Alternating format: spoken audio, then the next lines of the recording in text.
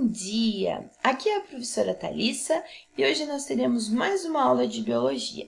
Vamos continuar a falar sobre o sistema endócrino, também conhecido como sistema hormonal. Na última aula, nós falamos sobre a tireoide. Deixa eu retornar aqui para a gente relembrar um pouquinho. A tireoide é uma glândula que está localizada atrás, aderida à laringe, e atrás da tireoide estão presas as paratireoides. Os principais hormônios produzidos, secretados pela tireoide são a tiroxina, como T3 e T4, que regula o metabolismo. Então, todas as reações que ocorrem no nosso corpo, crescimento, queima de gordura, tudo isso é controlado por esse hormônio. Sendo que pessoas que têm uma liberação maior de tiroxina vão ter uma maior queima de gordura e acelerar o metabolismo. Pessoas que produzem baixa quantidade de tiroxina vão ter uma queima de gordura e açúcar mais lenta e, com isso, uma redução no metabolismo.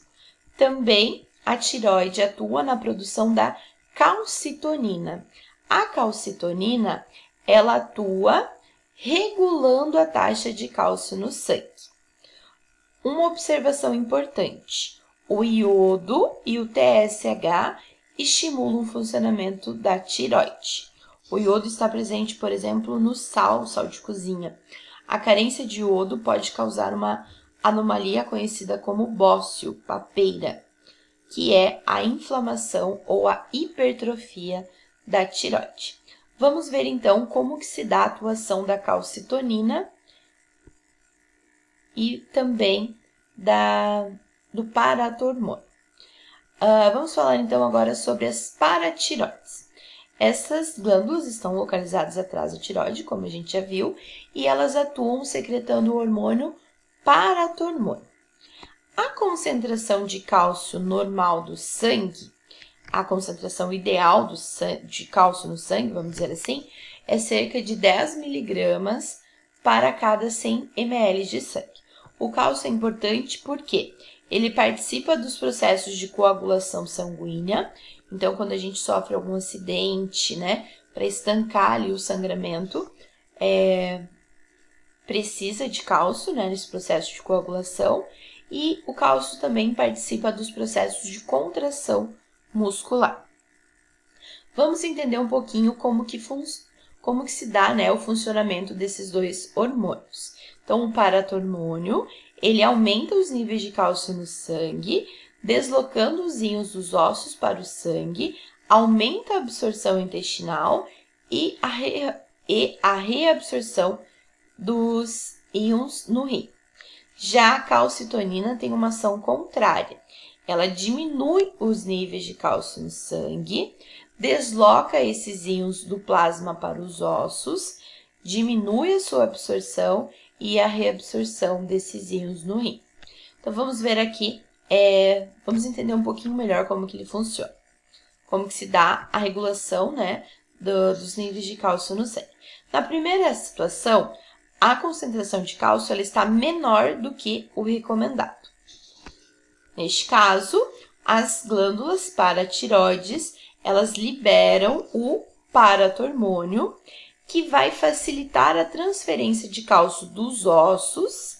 Então, quando a gente se alimenta, vegetais verdes escuros, ovos, derivados do leite, todos esses são alimentos ricos em cálcio. Esse cálcio ele vai ser armazenado nos ossos. Quando tem uma baixa quantidade de cálcio no sangue, o paratormônio facilita a transferência desse cálcio que foi impregnado nos ossos e libera ele para o sangue. Aumenta também a absorção de cálcio pelo intestino e a reabsorção de cálcio pelos rins. Já quando a situação for o contrário, tiver uma concentração de cálcio maior que o recomendado, nesse caso, a tireoide é estimulada e libera a calcitonina. Esse hormônio facilita a transferência do cálcio do sangue para os ossos. Então, percebam que os dois hormônios, eles possuem o que a gente chama de ação antagônica. Eles têm ação contrária e tendem a manter aí o equilíbrio no nosso corpo. O hormônio, então, facilita, né, a calcitonina facilita a transferência de cálcio do sangue para os ossos e diminui a absorção de cálcio no intestino e também nos rins.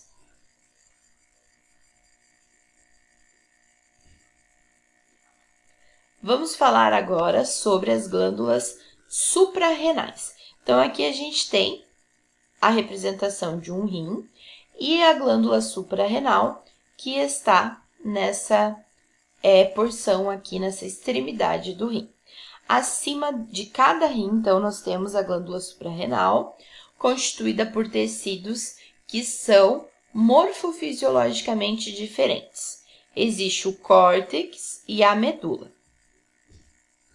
Vamos ver aqui a suprarrenal por dentro.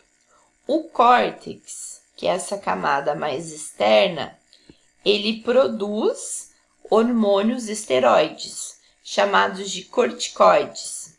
E a medula, camada mais interna, ela está ligada ao sistema nervoso autônomo e produz os neurohormônios proteicos, né? Compostos ali de proteína. Então, vamos ver com mais detalhe os hormônios que são produzidos. Aqui nós temos a adrenalina. A adrenalina, conhecida como epinefrina, e a noradrenalina. São liberados em situação de estresse, medo e alerta. A adrenalina é conhecida como hormônio da fuga. Elas provocam o aumento dos batimentos cardíacos, aumento da pressão arterial, fazendo com que o sangue circule rapidamente para a musculatura e para o cérebro, melhorando também o desempenho desses órgãos.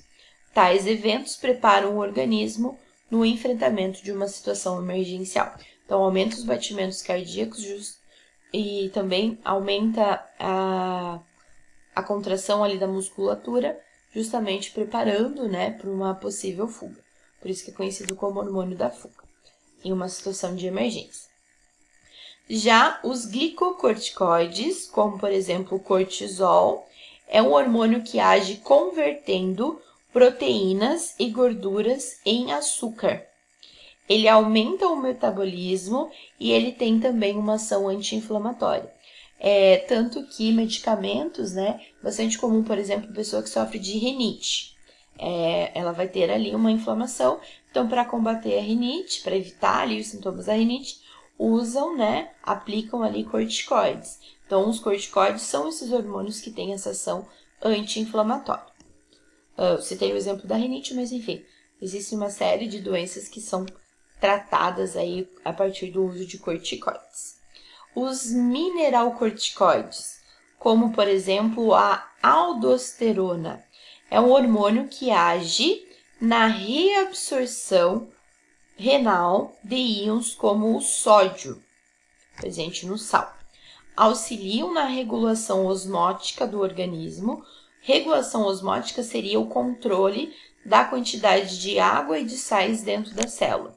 E também auxiliam no controle da pressão arterial.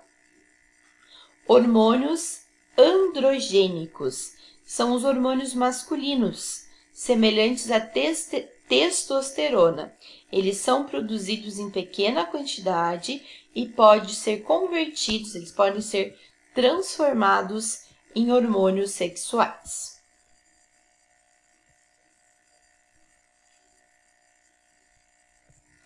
Vamos falar agora sobre o pâncreas. O pâncreas, ele é considerado uma glândula mista. Por quê?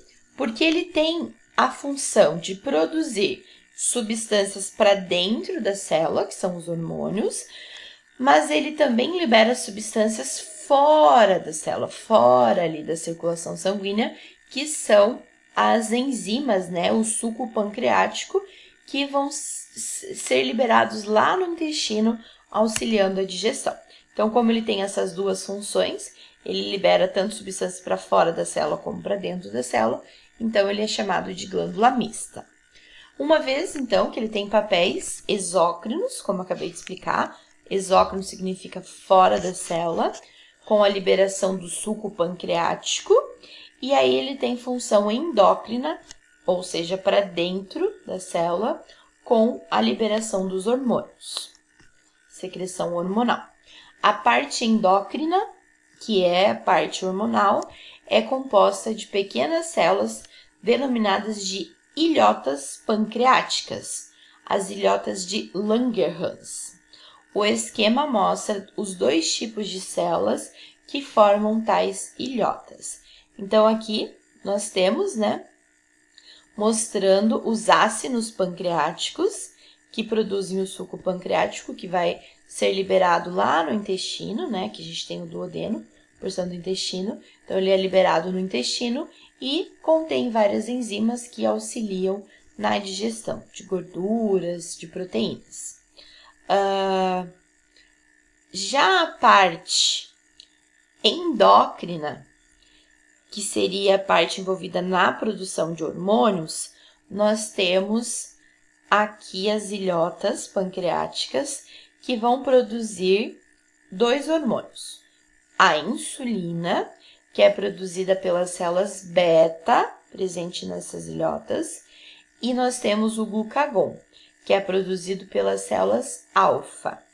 Ambos os hormônios têm ação antagônica, ação contrária. Então, vamos entender um pouquinho como que isso funciona.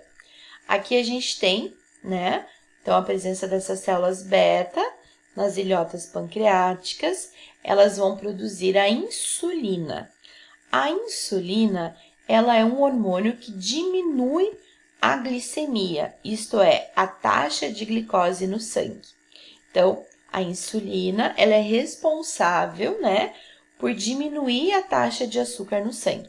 Na verdade, a insulina é um hormônio que favorece a entrada de açúcar para dentro da célula.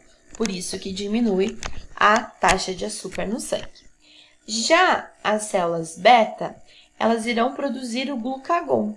O glucagon tem um efeito contrário ao da insulina. É um hormônio que aumenta a glicemia. Isso é, a taxa de açúcar no sangue. Então, por exemplo, uma pessoa precisa fazer um exame médico e ela tem que ficar 12 horas em jejum. De onde que o corpo vai retirar energia para que a pessoa consiga sobreviver sem se alimentar por essas 12 horas? Justamente através da quebra de açúcar que a gente tem armazenado. No nosso caso, nos animais, o açúcar ele é armazenado, como a gente já viu, na forma de glicogênio. Então, o glucagon é esse hormônio que vai atuar na quebra do glicogênio. O que é o glicogênio? Longas cadeias de glicose, longas cadeias de açúcar. Então, quando o glucagon é liberado, ele vai favorecer a quebra do glicogênio, liberando glicose, liberando açúcar para a célula. Então, é através desse processo, que permite aí que a gente sobreviva durante 10, 12 horas, se for o caso, de ficar em jejum, certo? Como eu falei, precisa fazer um exame, ou a pessoa fez uma atividade física muito intensa, gastou todo o açúcar que tinha armazenado no sangue. Então, de onde que ela vai retirar isso? Vai retirar do glicogênio, ok? Então, a insulina favorece a entrada de açúcar para a célula, diminuindo, então, a taxa de açúcar no sangue, e o glucagon é o contrário. Ele quebra o glicogênio liberando açúcar para a célula.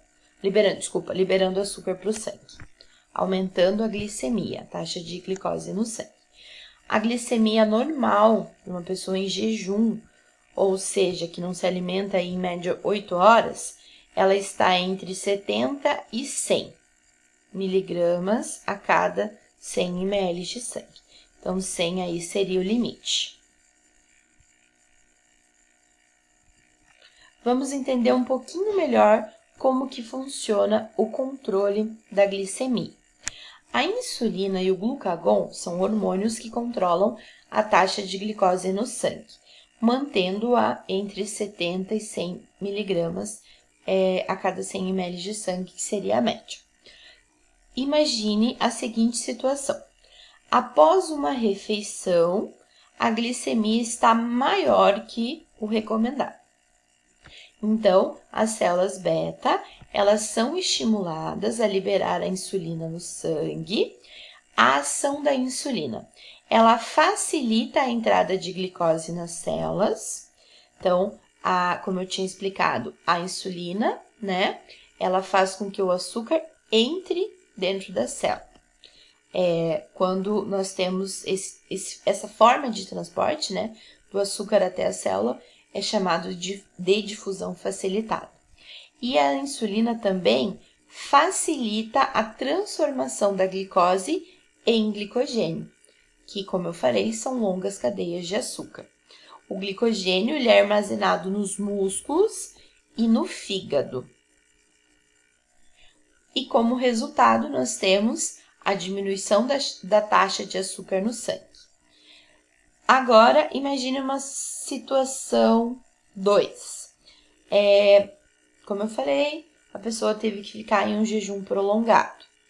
A glicemia estava menor que 70 miligramas a cada 100 ml, que seria o nível recomendado. Aí, neste caso, as células alfa são estimuladas a liberar o glucagon no sangue.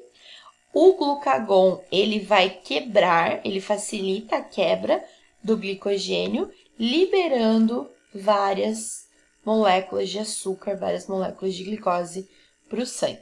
Como resultado, nós temos o aumento da taxa de açúcar no sangue. Observação.